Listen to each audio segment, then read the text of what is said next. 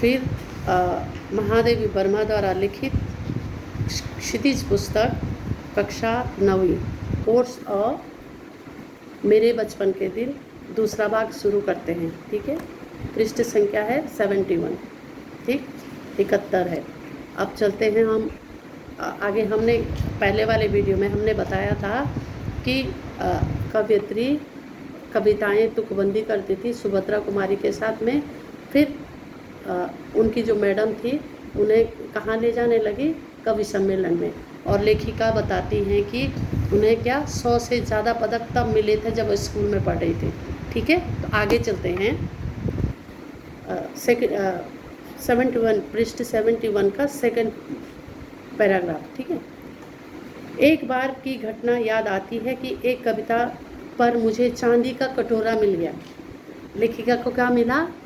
Prize में पुरस्कार स्वरूप चांदी का कटोरा मिला। ठीक है, अब उन दिनों ना गांधी जी क्या कर रहे थे, देखो कुछ चीज़ करने के लिए धन की आवश्यकता होती है, और गांधी जी ना मतलब सबसे हम इकट्ठा करेंगे तभी तो कोई क्रांति कर पाएंगे।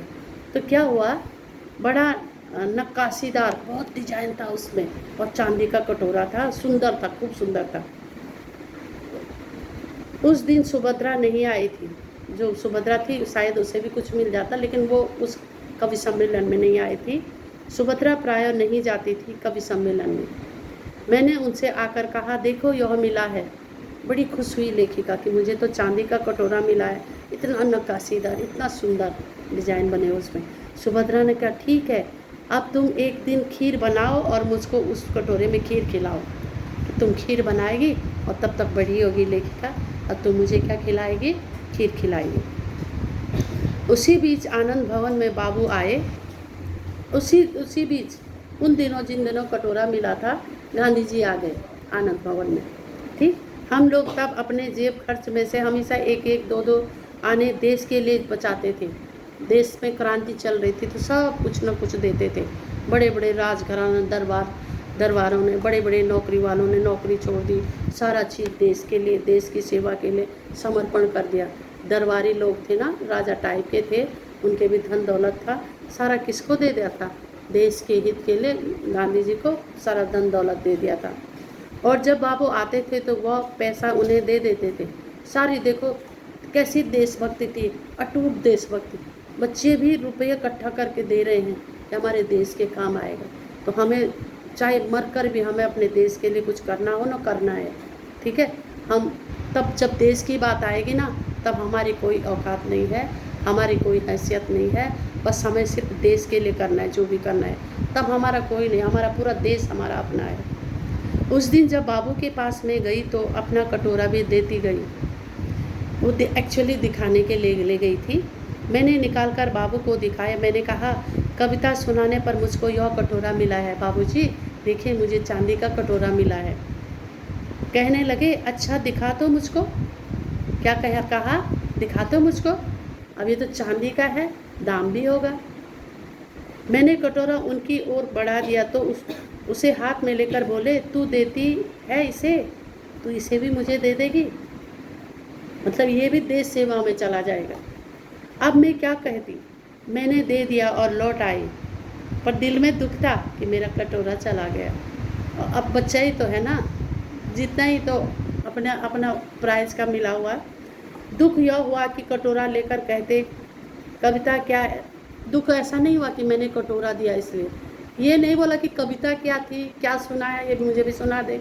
हाँ, वो नहीं पूछा। पर कविता सुनाने को उन्होंने नहीं कहा। लौटकर अब मैंने सुभद्रा जी से कहा, कटोरा तो चला गया। कौन ले गया? गांधी जी। सुभद्रा जी ने कहा, और जाओ दिखाने, और जा दिखाने के लिए, और जा। हम बोलते हैं ना, मम्मियाँ बोलती है ना, और दौड़ती है, चोट लग गई जैसे, और दौड़ती और दौड़, और दो और उसके ऊपर लगा देती है। मम्मियाँ करती है ना। अच्छा, बहुत अच्छा हुआ, ऐसे करती है, जबकि मम्मी को भी अंदर दर्द हो रहा है। तो सुभद्रा बोली, और जा। फिर बोली, देखो भाई, खीर तो तुमको बनानी होगी, कटोरा तो चूक गया, पर मेरी खीर तो खिलानी होगी। अब तुम चाहे पीतल की कटोरी में खिलाओ, ठीक है। अब चांदी तो गई, अब किसकी कटोरी में खिलाएगी? पीतल की कटोरी में खिला भाई, खिलानी तो पड़ेगी। चाहे फूल के कटोरे में। फिर भी मुझे मन की मन प्रसन्नता हो रही थी कि पुरस्कार में मिला, अपना कटोरा मैंने बाबूजी को दिया। एक एक एक गर्व महसूस हो रहा था कि मैंने किसको दिया है, बाबूजी को दिया है। सुभद्रा जी छात्रावास छोड़ के, अब ये बड़ी हो गई, सुभद्रा जी की पढ़ाई लिखाई हो जाएगी, चली गई, ठीक है। तब उनकी जगह एक मराठी लड़की जेवो निशा हमारे कमरे में आकर रही, और वो भी बड़ी अच्छी बच्ची थी, बहुत अच्छी बच्ची। कमरे में आकर रही, वो कोल्हापुर में आई, कोल्हापुर से आई थी।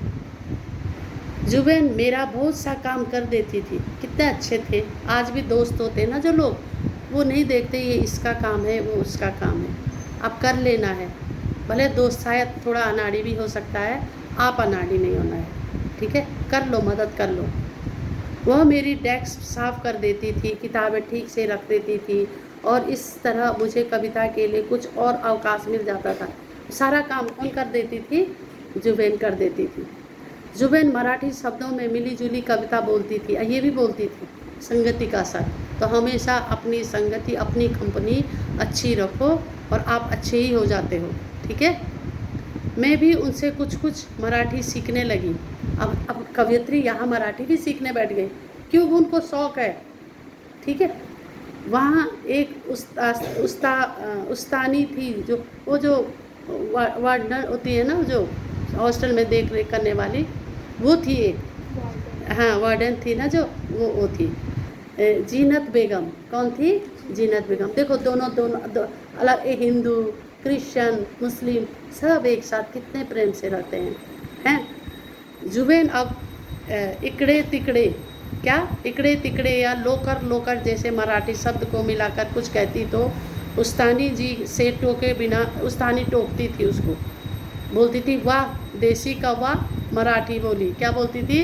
कहाँ करती रहती, तेरी तो हमें समझ भी नहीं आती है। तो देसी बोली मराठी का वाह, मराठी बोली। जुबेन कहती थी नहीं उस्तानी, यह मराठी कौवा मराठी बोलता है। जुबेन मराठी महिलाओं की तरह किनारीदार साड़ी और वैसा ही ब्लाउज़ पहनती थी, और महादेवी लोग भी साड़ियाँ पहनते थे पहले, तुम्हारे जैसे फ्रॉक और सूट और ये और वो सब साड़ियाँ पहनते थे। खादी के कपड़े, बाद में खादी ही चला। वो कहती थी हम मराठी हूँ तो मराठी बोलेंगे, हम मराठी हूँ तो मराठी बोलेंगे। उस समय यह देखा मैंने कि सांप्रदायिकता जानते हो, धर्म के नाम पर, जाति के नाम पर झगड़ा लड़ाई करना आपस में, ठीक है, तू मैं करना, ठीक। हमें दूसरे के धर्म को नीचा नहीं, अपने को ऊंचा नहीं, सबके धर्म को सम्मान दो, हमें कुछ सम्मान मिलेगा, ठीक है। तो इन्होंने क्या किया, कोई सांप्रदायिकता नहीं थी, बोला ना मैंने, यहाँ क्रिश्चियन भी थे, हिंदू भी थे, मुसलमान भी थे, और सबका एक मैच था, कोई जाति पाति का कोई बवाला ही नहीं था। जो अवध की लड़कियां थी, अवध तो कृष्ण की, अवध राम की, कृष्ण की भूमि ना, अवध नरेश राम की भूमि, अवध तो राम की भूमि कहा गया ना, ठीक है। तो लड़कियां थी, वे आपस में अवधी बोलती थी। बुंदेलखंड की थी, वो बुंदेली बोलती थी। कोई अंतर नहीं, कोई क्या हुआ, बोलते हैं अपनी अपनी भाषाएं बोलते हैं, पर कोई फर्क नहीं पड़ता है इसमें कोई संप्रदाय जाति को लेकर, धर्म को लेकर, बोली को लेकर कोई समता नहीं। आज कहीं का बोलेगा और तू मेरे राज्य में क्यों आया है तेरा, अरे भाई पूरा देश हमारा है, हमारी मर्जी, हम जहाँ जाएं, ठीक है। तो होता है, किसी किसी को चुभता भी है कि अजी तुम वहाँ क्यों गए, क्यों, अरे भाई हमारा देश है भाई, हम जहाँ जाएं हमारी मर्जी, ठीक है। और हम पढ़ते हिंदी थे, देखो वहाँ दो लोग कितने समझदार लोग थे, सब मिलजुल के।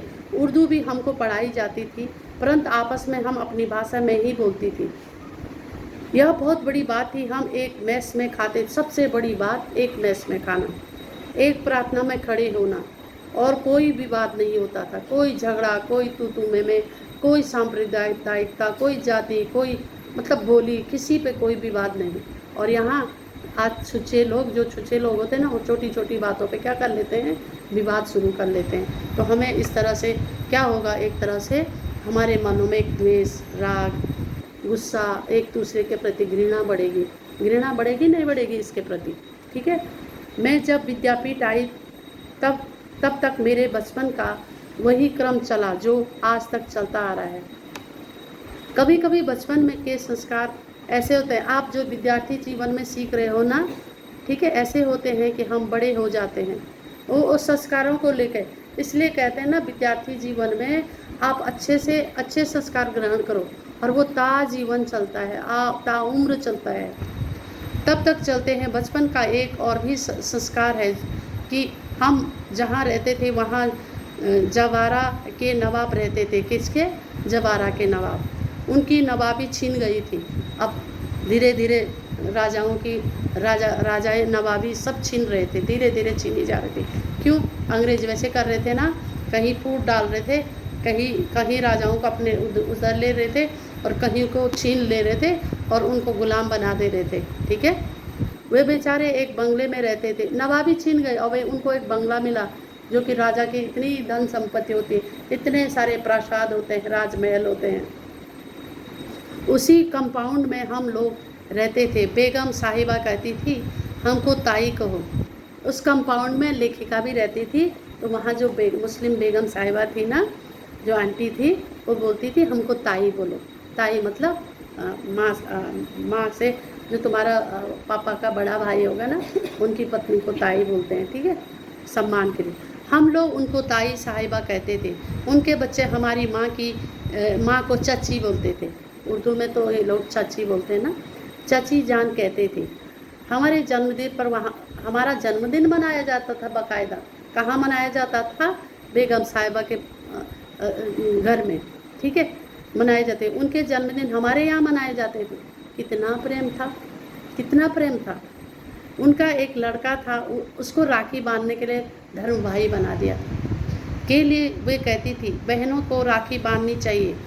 देखो, वो जो मुस्लिम ताई थी, ठीक है, वो बोलती थी ना कि राखी बांधो भाई को और बांधनी चाहिए बहनों को। ठीक है, आज भी बहुत सारे लोग बहुत अच्छे हैं, किसी धर्म को कोई अपमान नहीं करते हैं। राखी के दिन सवेरे से उसको पानी भी नहीं देती थी अपने बेटे को, कि बहनें आएंगी राखी बांधेंगे, पानी भी नहीं पिएगा।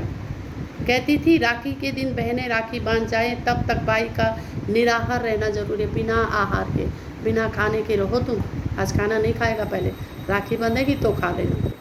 बार बार कहलाती थी भाई भूखा है, जल्दी आओ, राखी भूखा है तुम्हारा भाई। राखी बांधने के लिए फिर हम लोग जाते, हमको लहरिया या कुछ मिलते थे। इस तरह मुहर्रम में हरे कपड़े उनके बनते थे तो हमारे भी बनते थे। लेखिका औरों के लिए भी कपड़े बनते थे। फिर एक हमारा छोटा भाई हुआ, वहाँ लेखिका का छोटा भाई हुआ, तो ताई साहिबा ने पिताजी से कहा देवर साहब से कहो वो मेरा नेक ठीक करके रखे। नेक मतलब जैसे हम कुछ देते हैं ना किसी को, खुशी में नेक देते हैं ना, नेक ही बोलेंगे, मतलब खुशी से हम किसी को गिफ्ट दे देते हैं ना, तो वो नेक रखे। बोला देव, किसको? देवर साहब बोला लेखिका के पिता को, महादेवी जी के पिताजी को। मैं शाम को आऊँगी, तुम्हारा भाई हुआ है, मैं वहाँ आऊँगी, मुझे तो चाहिए ही चाहिए। वे वपड़े लेकर आई, भाई के लिए कपड़े लेके आई। हमारी माँ को भी वे दुल्हनिया कहती थी। ठीक है, कहने लगी दुल्हन, जिनके ताई चाची नहीं होते हैं वे अपनी माँ के कपड़े पहनते हैं, नहीं तो 6 महीने तक चाची ताई के पहनते हैं। मैं इन बच्चों के लिए कपड़े लाई हूँ, क्योंकि इनकी ताई वाई नहीं है, मैं लाई हूँ वो पहनाना। यह बड़ा सुंदर है, मैं अपनी तरफ से इसका नाम मनमोहन रखती हूँ। कितने सुंदर विचार। उनका नाम क्या रखा? महादेवी के भाई का नाम मनमोहन रखा, मन को मोह लेने वाला। ठीक है, वही प्रोफेसर मनमोहन वर्मा। अब देखो, जैसे घर में पैदा हुआ, जैसे संस्कार में पैदा हुआ, ऐसे ही लोग ढल जाते हैं। इसलिए कभी भी बोला ना मैंने, ये ब्रह्मांड क्या है, हमेशा ब्रह्मांड में हमेशा नेगेटिव मत बोलो, पॉजिटिव बोलो, और वो घूम के वो बातें हमारे पास आती है।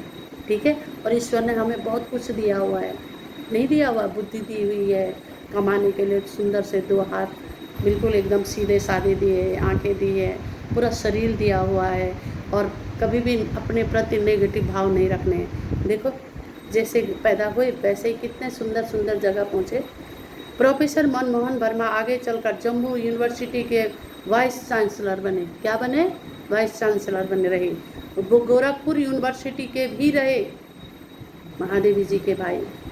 कहने का तात्पर्य यह कि मेरे छोटे भाई का नाम वही चला जो ताई साहिबा ने रखा था, मुस्लिम ताई ने रखा था, मनमोहन, वही चला, नहीं दिया। उनके यहाँ भी हिंदी चलती थी, उर्दू भी चलती थी। यूँ अपने घर में वे अवधी बोलते थे। क्या बोलते थे?